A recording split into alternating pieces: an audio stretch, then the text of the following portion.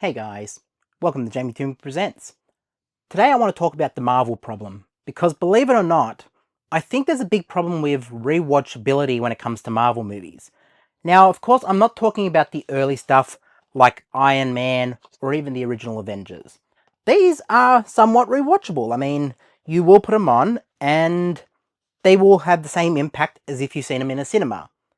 What I'm more referring to is the more modern stuff, so your Endgame, your No Way Home, your Deadpool and Wolverine.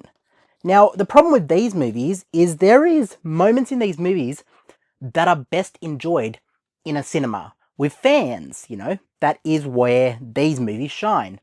And when you watch something like No Way Home back, where Andrew Garfield jumps out or, Tobey Maguire shows up, this really shines in a cinema, but it feels kind of like it's missing an element when you watch it at home. And it's a great movie. I mean, don't get me wrong, it's a very good Marvel movie. I mean, they did really well, and don't get me wrong, that was a Sony entity. But even with Endgame, you want to hear Avengers Assemble with Captain America. You want to hear I Am Iron Man, These are moments that are best enjoyed in a cinema. And yes, it is a different dynamic to watch it at home, but by putting in, and I will quote Martin Scorsese here, by putting in theme park elements, they kind of feel like they lose a bit of that rewatchability at home when you're not around other fans. I consider this to be something like, where is it here? I'll grab it off the shelf.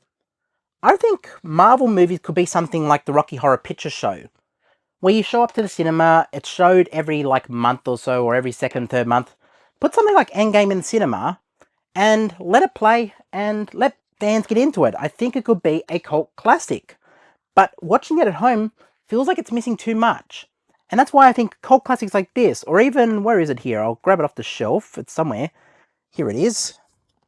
Or even something like The Room has become a cult classic, because people want to show up and throw spoons at the screen, and, it's become a cult classic because fan interaction is a big part of the driving force of these movies. Now, when you look at something like what DC is doing, Man of Steel has some elements of that, and even the DCEU before it was rebooted had some elements of fans showing up, but you could say it more relied on the rewatchability at home. The HBO Max of things, as you would call it. But that's the thing.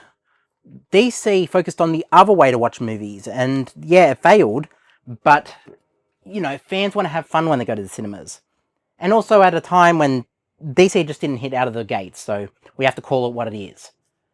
But when you look at the modern state of the Marvel, why do these ones hold up much better compared to these ones?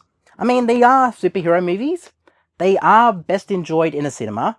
But the Avengers, the first Avengers, you could say, yeah, the Avengers when they're all gathered on the bridge in front of, I think it's, what's it called, Grand Central Station. I think, yeah, you can see elements of, yeah, this is built for a fan base in a cinema, but you can enjoy that at home as well. But as I said, you lose some of that enjoyability when you watch something like Endgame at home, because yes, it's a different dynamic, but fan interaction makes it so much better.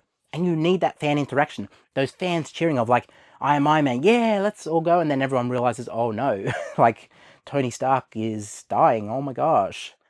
But, this is something that I think it's a big problem with Marvel. And as we have a new Marvel movie in cinemas this month with the new Captain America, Brave New World, I still think they should have called it a New World Order, but biggest icon in wrestling. Hey, yo, I think the Captain America one, I'm going to wait and see what they do in it. And it's not every Marvel movie that does this technique of making it like a theme park and making it like something that's best enjoyed with fans. Because some of them do think about rewatchability, some of them don't. Some of them think about TV and Disney Plus and all this other stuff. But as I said, there is a big element missing to Marvel when you watch it at home and try to watch Deadpool and Wolverine, which I tried to watch Deadpool and Wolverine the other night. I watched it all the way through. Loved the movie.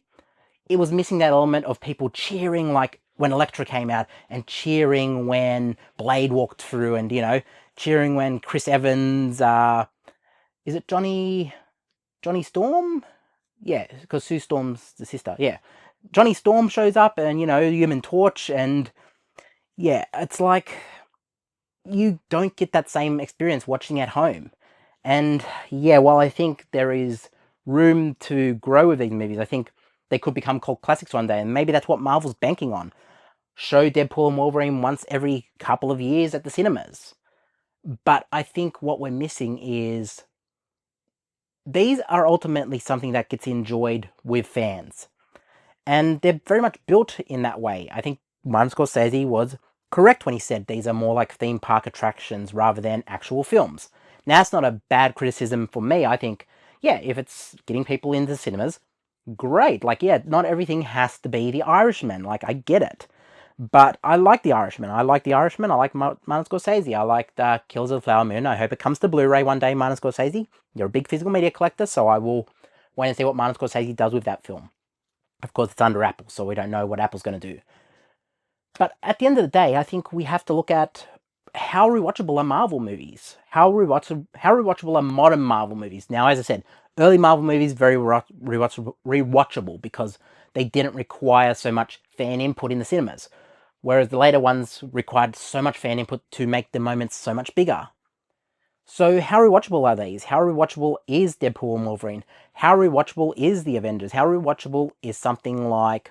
I mean, I don't think many people are going out watching the Marvels over and over again. I mean, I'm sure there are. I'm sure there's people out there who say, yeah, I'm going to watch that. But, you know, even Civil War, like Civil War had those moments, but I would say Civil War was kind of borderline where you do have things that could have had fan interaction, but didn't rely so heavily on it. What do you guys think? I think there is a big problem with Marvel in terms of watching at home, their home media releases, and it's because of the way the films are made. Now, maybe they're going towards cult classics one day, but what do you guys think? Jump down there in the comments, let me know. Like, subscribe, drop a comment, obviously. And I'll check out these two videos over here. They're from my gaming channel. Check them out, let me know what you think, and I will get back to you in the next one. Peace.